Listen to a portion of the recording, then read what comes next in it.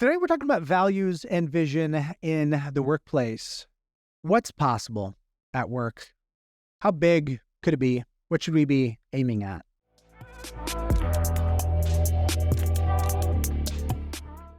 Now, I'm going to guess that you had a goal for this year, a monetary one, a financial target. Most people do. The quality, the fidelity, the level of commitment, it varies. But hopefully the floor, the minimum, was there was some kind of financial target you were aiming for. That's an example of taking a risk, calling a shot, which involves the possibility of failure because it's entirely possible that it may not happen. That kind of risk-taking and that kind of believing is the essence and the seedbed of success in any organization. It's what top performers require, is to know that this ship is going somewhere and you as the leader are intending on taking us towards a worthwhile goal, that you're committed and that commitment is reflected in the fact that you're taking a risk. This practice, the dialogue, the conversation we could have about that is not what we're going to discuss today, but it is a proxy and a metaphor for taking a gamble, having a vision, taking a risk. It's more comfortable and it's more common in the financial arena. Here's where it's less common. When we get over to big picture vision, values, meaning in the workplace, differentiation, there is lots and lots of skepticism, pessimism, cynicism, I dare say. I love entrepreneurs. I am one. They're my people. I identify more than peers. I identify as a people group. It represents a way of thinking. It represents the impossible dream, the noble pursuit of something that might not happen, but the journey is transformational and the commitment is to be transformed. That connection that I have drives a lot of meaning in my work. And one of my deepest reflections is that entrepreneurs are uncomfortable envisioning meaning at work that is non-financial in nature. That may sound a little controversial. You may be thinking, I endeavor to take great care of my people. I want to pay them well and make sure they're happy. Okay, that's exciting. Here's my firsthand experience. My firsthand felt experience is that when we talk about values, for example, it gets really uncomfortable because for the most part, it feels made up. There's the idea that the values need to be simultaneously heartfelt and big and meaningful. I came up against this when we first decided to come up with values at our organization. It took a while. It took multiple iterations until we got to the point that we had something that was really high conviction, not aspirational. What might be aspirational? Mensa level IQ. That'd be dope. It's not really true. I don't have conviction about it. I don't care if people have Mensa level IQ. That's not one of our aspirations, but someone somewhere might hold that up as like, that's what we should be aiming at. Or we should be aiming at that everybody's extremely committed. Everybody's so committed that they're grinders. They work over 40 hours a week. But the point is that these things are good or bad. The point is when folks start off with vision and values, they tend to be aspirational. And I don't find a lot of value in things that are aspirational. I find value in things that you have conviction about. What matters to you personally? Not what should you be doing, but what are you doing now? And what you have the ability to envision, in large part, is a function of the amount of meaning that you find at work. Most businesses are simply a place to make and get money, a place for the organization to grow so the owner has a financial future, and a place for workers to come work and get a paycheck. That sounds cynical, and that's because it is. That's what the majority of businesses are. Do I have judgment about that? Probably a little bit.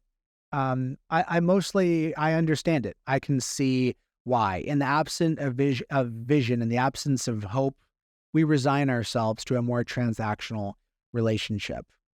That happens all over the place. I go to the grocery store, I'm in the checkout aisle. What are my expectations for that experience? None. I have no expectations. Speed. As quickly as possible, I want to check out and leave. I'm not bringing a lot of expectation. A lot of expectation isn't applied, and therefore it's not unsurprising that it's an unremarkable set of circumstances and interactions.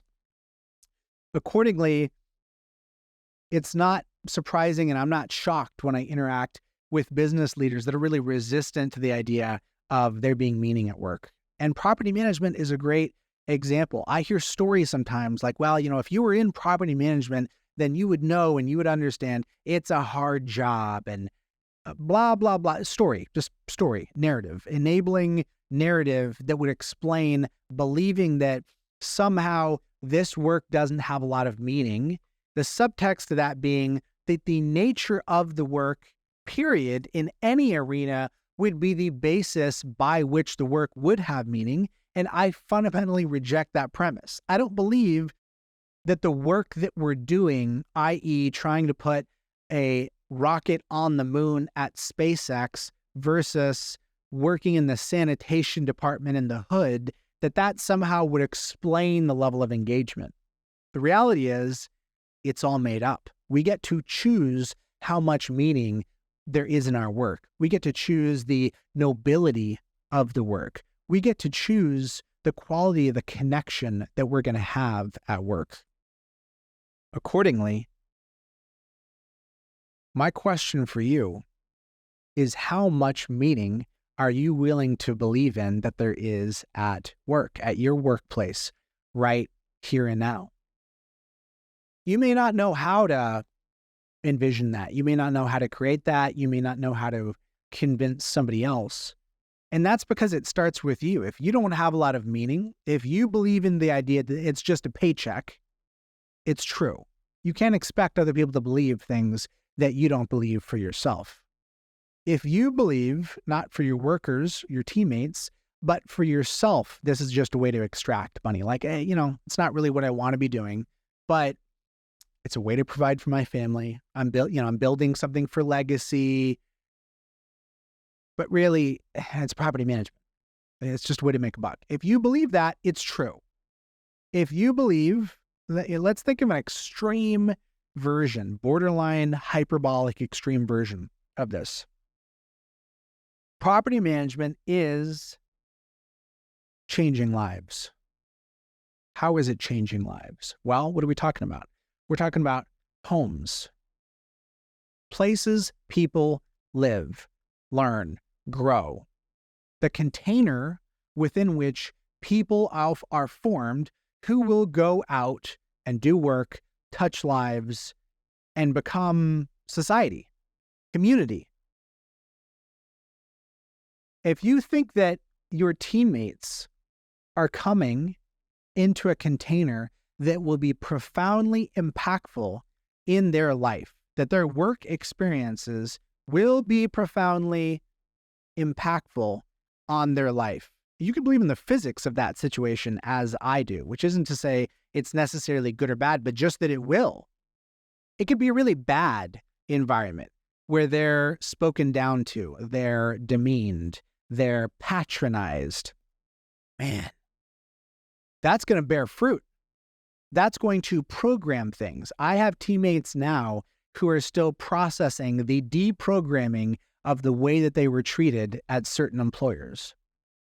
If you believe that it's neutral, has minimal impact, it's just a paycheck. I work hard like my teammates, but hey, and I don't want to hear too much about this meaning BS because I'm just, at the end of the day, I'm just getting a paycheck. That gets to be true.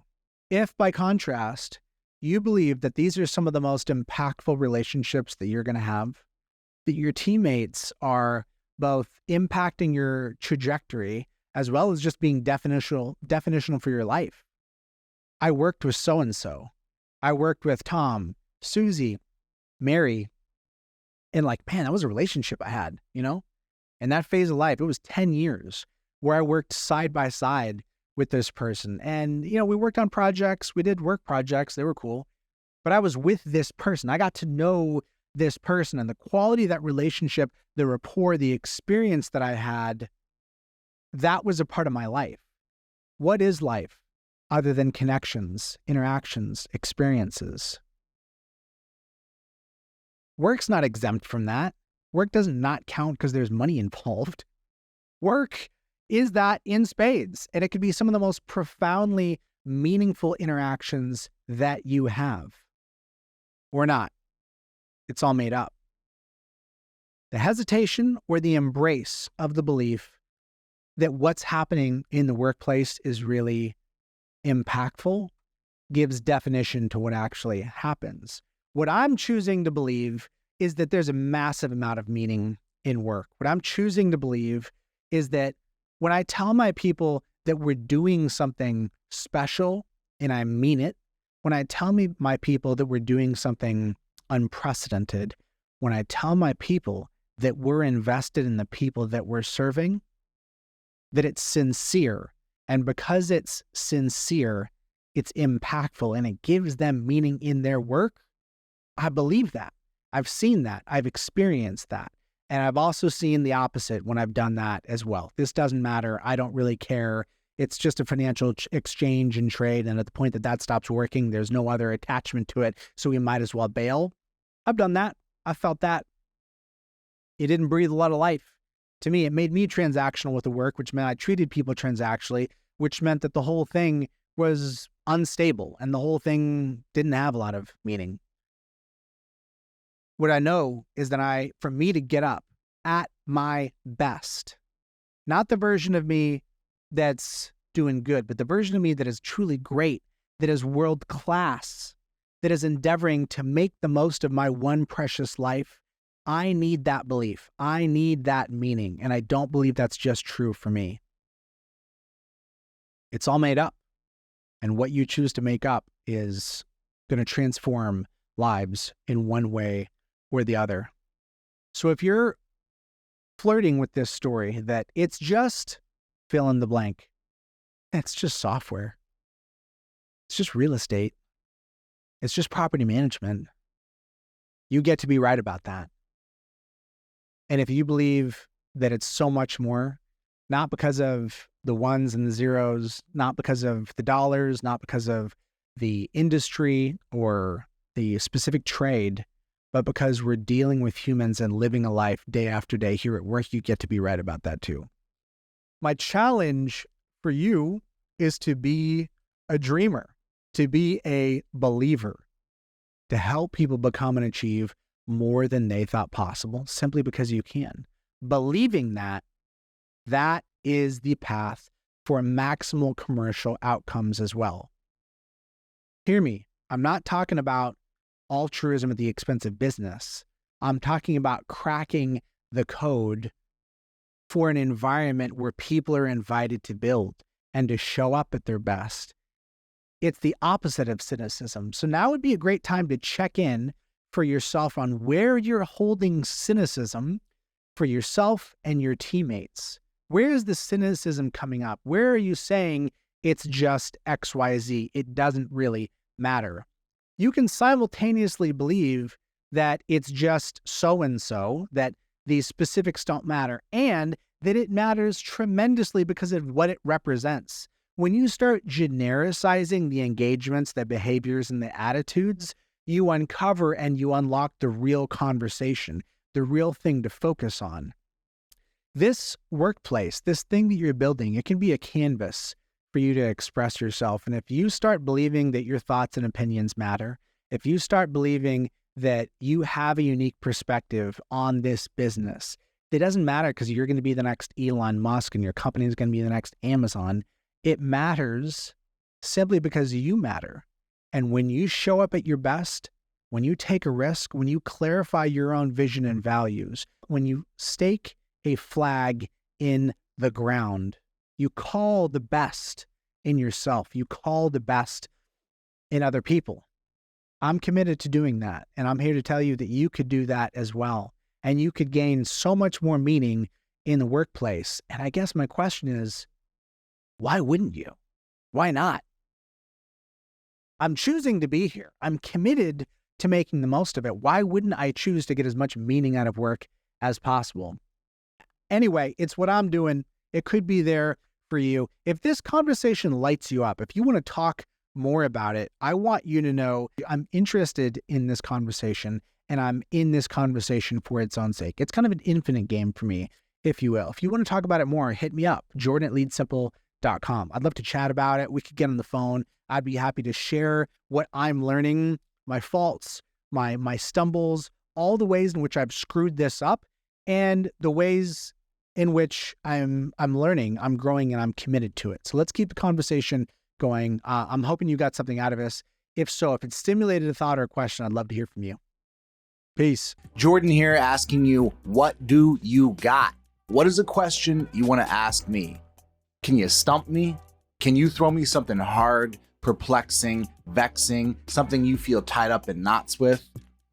Throw it at me. I'll do my best to try and answer that question, to dissect it, to parse out the nuance, and maybe help you get a bit more clarity. I'm looking for questions as the basis for creating content, and you're looking for answers as the basis for clarity. And wouldn't it be perfect if those two things matched up? Drop a comment, send me an email, jordan@leadsimple.com. Let's stay in the conversation. Peace.